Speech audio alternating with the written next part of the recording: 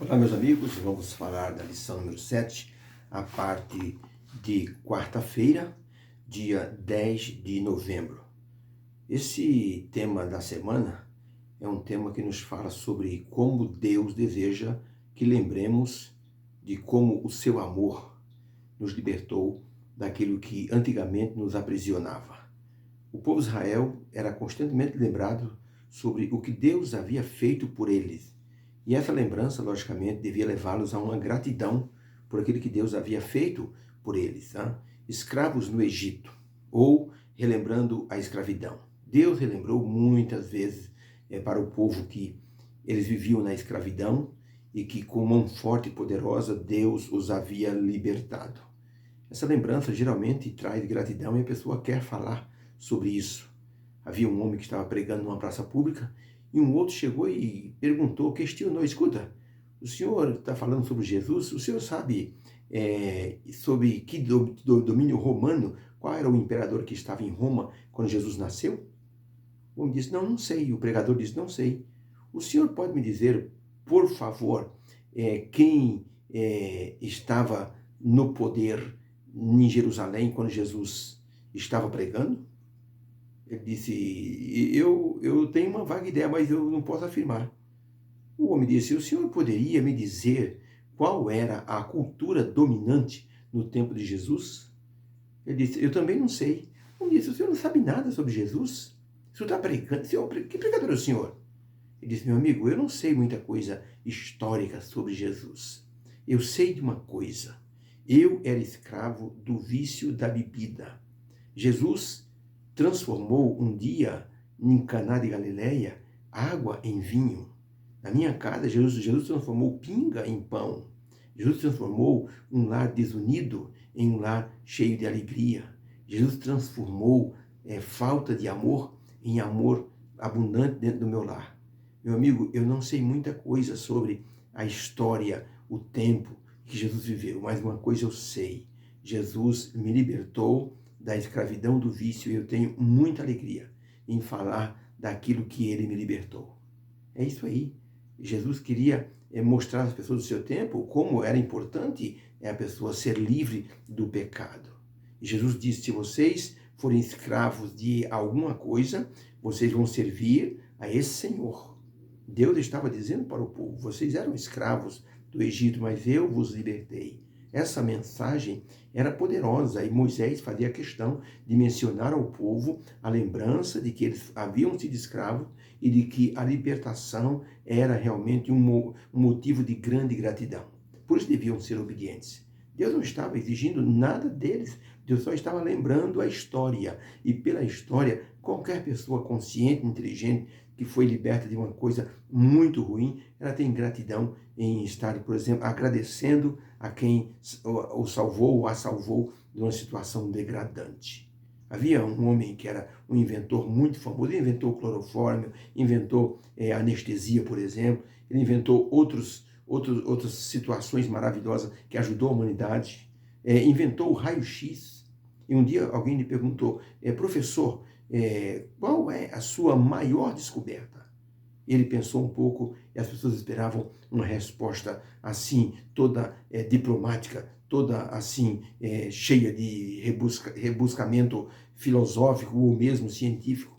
Ele olhou para a pessoa que lhe perguntou e disse: sabe qual foi minha maior descoberta? Nesses 50 anos que eu sou cientista, eu descobri que eu sou um grande pecador e que Jesus é o meu libertador. Eu era uma pessoa escrava do ateísmo, eu não acreditava em nada.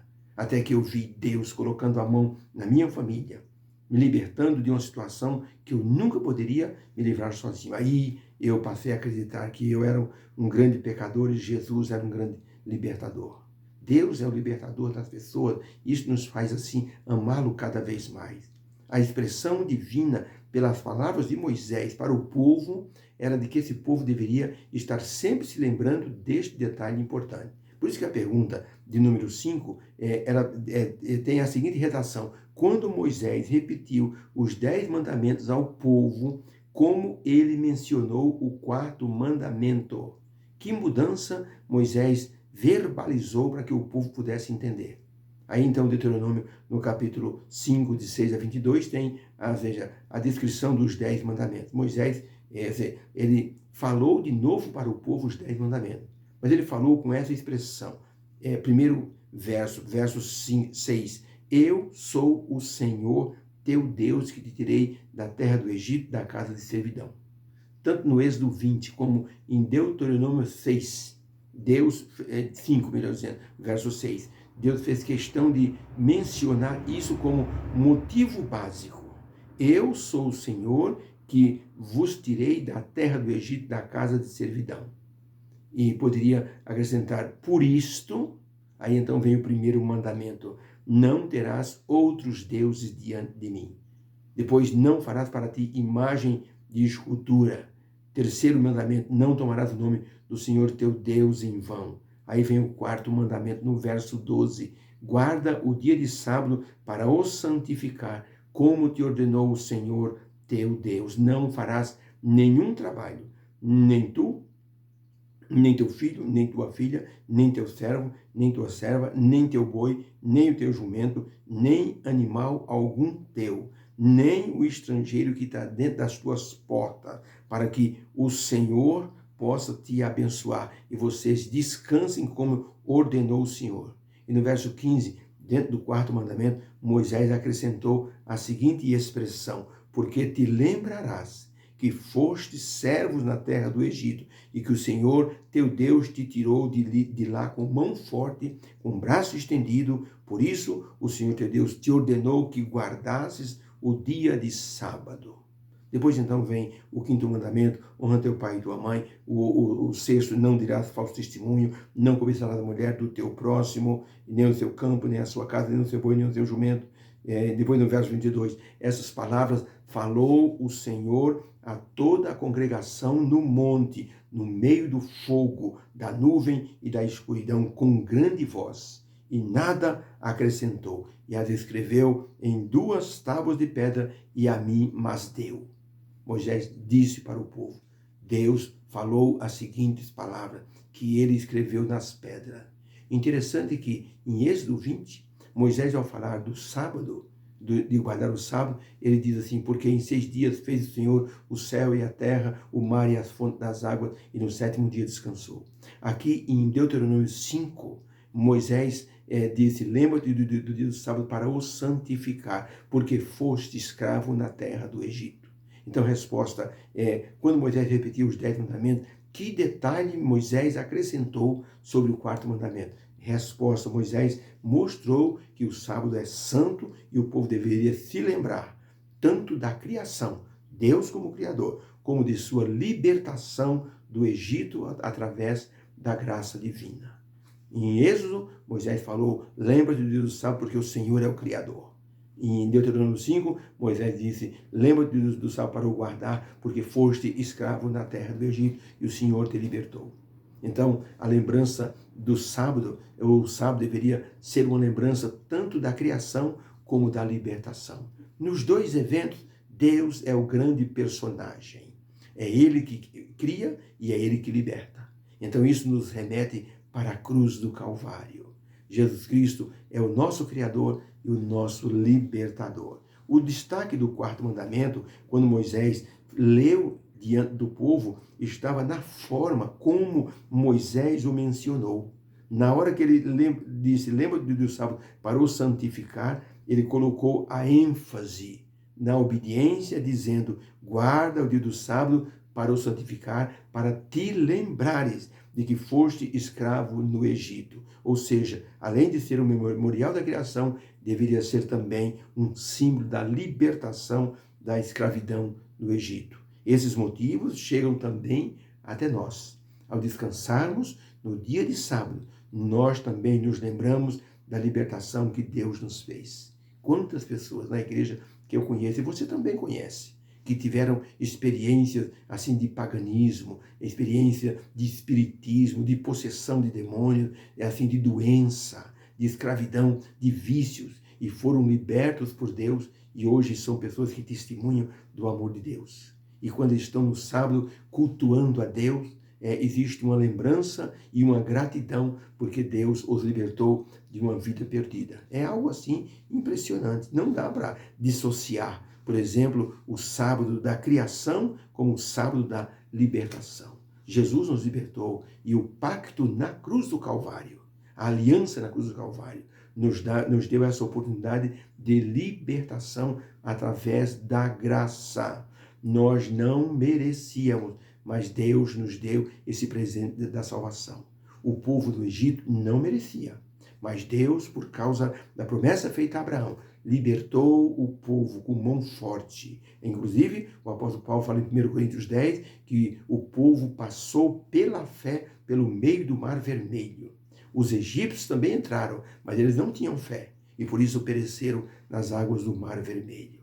As águas do Mar Vermelho simbolizam a graça de Deus abundante. Os israelitas passaram pelo meio da graça, pelo meio do Mar Vermelho. Se compararmos o Mar Vermelho como a graça de Deus, é uma graça abundante, uma graça assim que inunda a nossa vida. Não é graça de conta-gotas, é graça abundante. Onde abundou o pecado, supertransbordou a graça, diz o apóstolo Paulo. Por isso, nossa gratidão a Deus pela graça imerecida. Ellen White escreveu o seguinte: tudo devemos à graça, abundante graça, graça soberana. A graça, no concerto, ordenou nossa adoção como filhos de Deus. A graça no Salvador efetuou nossa redenção, regeneração e adoção como co-herdeiros com Cristo. Manifeste-se, então, aos outros esta mesma graça. Testemunhos Seletos, volume 2, página 506. Então, é muito visível esta verdade. Se a graça nos alcançou, devemos mostrar essa graça para outras pessoas. Alguém diz, o que é graça? O que é salvação? Uma pessoa diz assim, graça e salvação é um mendigo que achou alguém que lhe dava pão para matar a fome e ele saiu contando aos outros onde conseguir pão de graça. Isso é a salvação. Nós somos mendigos espirituais, éramos. Achamos o pão da vida que era Jesus e temos que contar para outros onde conseguir esse pão espiritual. Diante do imperador Napoleão Bonaparte, uma mãe suplicava perdão para o seu filho que havia feito um deslize. Napoleão era muito assim temperamental e condenou o jovem à morte. A mãe suplicante dizia: imperador, eu lhe peço, perdoe meu filho. Napoleão disse: seu filho não merece perdão. Eu sei, disse ela, se ele merecesse não seria o perdão, é a morte mesmo, mas eu suplico ao Senhor que o Senhor use a graça do poder que o Senhor tem e perdoe meu filho. Napoleão pensou por um momento e disse: tá bom, eu vou usar então o conceito da graça e vou perdoar o seu filho, ele não merece, mas eu vou perdoá-lo. Esse moço se tornou o melhor soldado de Napoleão. Arriscou a vida muitas vezes para salvar o seu comandante. Havia gratidão no coração desse soldado pelo perdão imerecido e que ele desfrutou através então das palavras do imperador. Deus também nos perdoa e quer que nós nunca esquecemos de que fomos perdoados e que a graça nos alcançou. Louvado seja Deus por sua graça maravilhosa. Vamos orar. Obrigado, Senhor, porque através da lição de Deuteronômio nós enxergamos que o Senhor, através da graça, o Senhor libertou o povo e os trouxe para a terra prometida. Ó Deus, o Senhor deseja nos levar para uma pátria celestial. Todas as pessoas que confiaram nessas suas palavras, o Senhor assim condecorou a fé de todos eles. Por favor, honra a nossa fé e nos dê a bênção de sermos assim conduzidos para a Canaã celestial pelo teu poder. Obrigado por esse estudo em nome de Jesus. Amém. Que haja uma bênção para o teu coração. Fique com Deus e que a graça esteja na sua vida também. Obrigado pela atenção. Deus abençoe.